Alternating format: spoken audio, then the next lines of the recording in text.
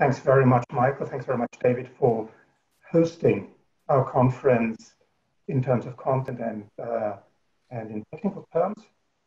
Very grateful that we can have the conference. And I have to say, after more than 20 years of Euroguidance, it's the first online international conference we've had. Yeah, it's all a bit of was a sudden move we have to do, but we're most pleased that you've all joined us. I'm very pleased that the Commission is here with us, with Alison. Hello, Alison. I'm very pleased that Ali Malochi is here as our guest speaker. Hello, Ali. And obviously, I'm very pleased that we have hosts for the 3 workshops, for the 9 table discussions, which I really look forward to. And welcome to everybody. I can't see how many it is. It's 104 participants now. Hello, everyone from our network, from Euroguidance, Europass, Eures, Eurodesk. Yeah, we were faced with a sudden move when we were planning for this conference at the beginning of June. We were expecting a conference in Vienna with everybody attending. Then we suddenly had an issue, which was basically that thing, virus. And our team said, what shall we do? So unfortunately, just a split second of being faced, we said, no, we will go ahead. We've got good people, we've got good equipment, which I'm just about to prove that this is wrong. And we'll be able to have you all in Vienna in a virtual room. Michael already mentioned that we're dealing with Erasmus+. All our networks are basically financed by Erasmus+. And the funny thing is that in times of curfew, in times of not being able to mobile physically, should we actually deal with mobility and inclusion in mobility? Without any hesitation, we said, yes, we have to do that. We have to go ahead, not just because there'll be a future in very generic terms, but also there'll be a future, a very concrete future when you look at Erasmus Plus and Erasmus Plus in 2021. This time though, Erasmus Plus will have also not just one focus of mobility, meaning physical mobility. We'll also look at, when we look ahead a few months, we look at blended mobility, at virtual mobility, which we want to allow. Virtual mobility, absolutely yes, and blended learning we see as very important at the moment. At this point, we are at the unexpected, unprecedented test phase.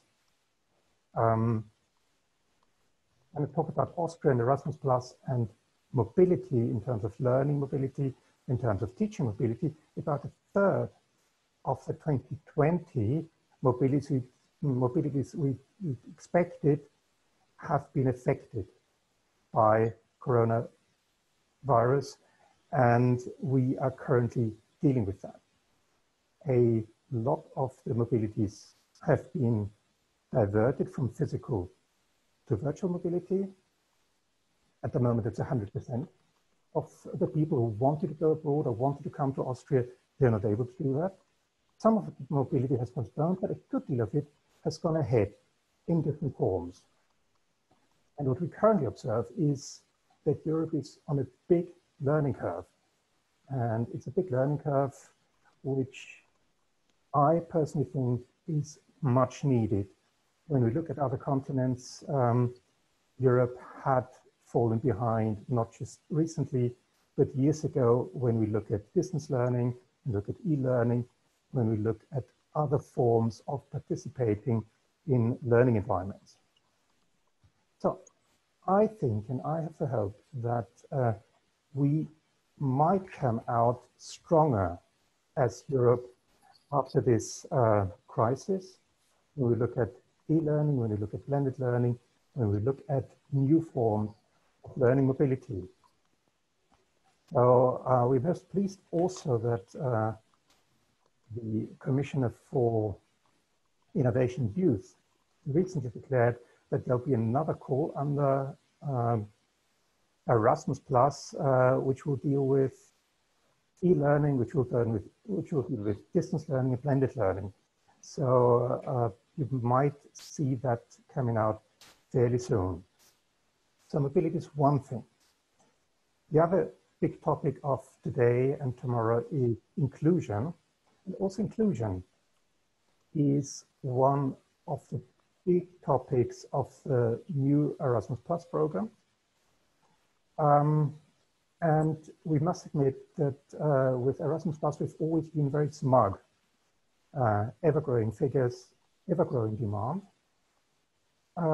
But I think we also need to be honest and say perhaps we didn't really look so much at people, organizations, contexts that were left behind. And we still need to look at accessibility and the inclusiveness of the program. And I think today and tomorrow is a very good opportunity. We've got a big and very well-informed group of people who can discuss that and help us feedback, as Mike already mentioned, feedback that to the Erasmus Plus community. So what we're looking at today and tomorrow is basically two things we want to learn. One is, where can we go? What do we need in terms of new forms of mobility? So what I would like to hear by the end of tomorrow, what do you think and what do you and the respective communities need in terms of new forms of mobility? How can we go about that? And the second big thing is, what do we at political and implementation level need to do in order to allow access to mobility opportunities in learning and teaching? And how can we address anyone who wants and needs to participate in new learning or teaching opportunities? So if you can find some response to these questions, I'd be super happy. I'm very pleased you've all joined us, and I really look forward to a meeting. I would like to thank to everybody who's participated in the meeting, but also all the people who contributed to the meeting. And obviously my team, I think they're great. And also I hope that we will continue with the Learning by Leaving initiative in the next few years. Thanks very much, and fruitful meeting.